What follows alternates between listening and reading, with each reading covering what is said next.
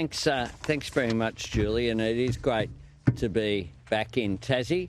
I've now been to every state and territory since the 21st of May election. So in 1 month and 1 day, I've been to all 8 states and territories combined because I want to be the Prime Minister for the whole country. I've been a regular visitor to Tasmania and I will be a regular visitor to Tasmania, not just at election times. And we have an important job here that we're talking about today. Nothing's more important in determining people's opportunities in life than a secure roof over their head. I know it because I've lived it. I grew up in public housing. I had the security of that roof over my head. It was a council house that then got transitioned into New South Wales Department of Housing. It was the home where my mother was born and where she lived all of her 65 years.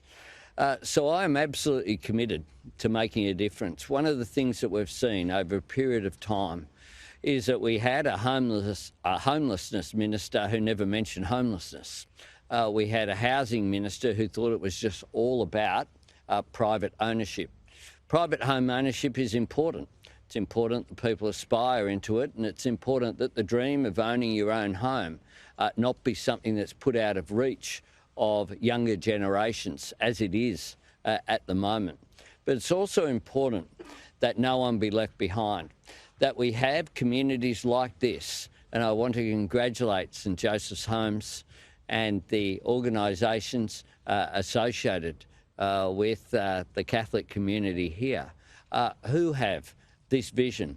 It's a vision that's not just about building construction, it's about building homes for people. It's about training people and giving people skills and opportunities through apprenticeship programs while we're doing it.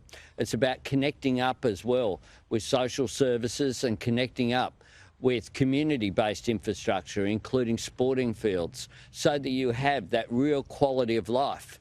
Importantly, in this community, there'll be a mix of housing, social housing, but as well private housing as well, so that we have communities that interact across different income levels, so that makes a difference as well, particularly for young people in families growing up wanting to aspire. And here, of course, the apprentices that we've met this morning as a great example of a bricklayer and a carpenter. They're jobs that have been in demand for such a long period of time. We have a skills crisis in this country. We have a housing crisis. Labor has a plan to fix both. We have a plan for a Housing Australia Future Fund that will deliver 30,000 additional social and affordable housing units.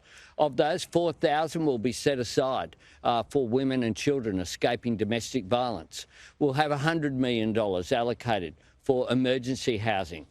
It's a tragedy that tonight, like every other night in Australia, women and kids escaping domestic violence will be turned away from shelters.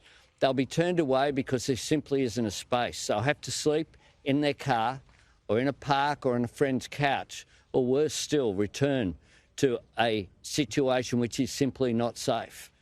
We're a wealthy country. We can do much better than we're doing at the moment. And that was what my theme was about during the election campaign, a better future.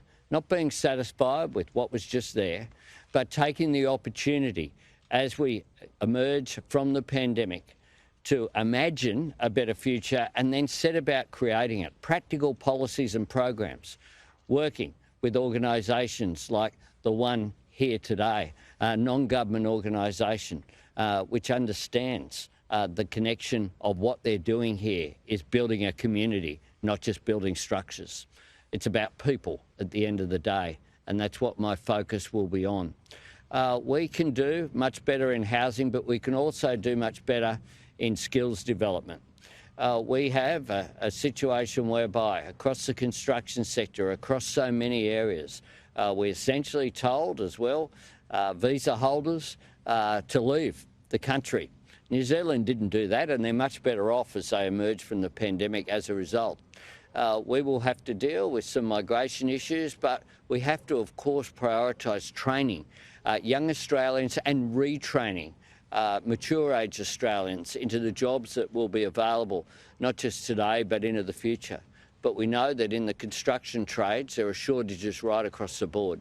And this project here and the 21 apprentices who are working on these homes in this community, and they're people from this community as well, are making a difference. There were some 1,300 people on the waiting list for social housing here in Tasmania in 2017. Last year, that had grown to 4,500. There's a housing crisis here. We want to work with the state government, with local government and with non-government organisations to play our part in making a difference. And in Julie Collins, you'll have a very strong advocate sitting around the cabinet table talking about these issues.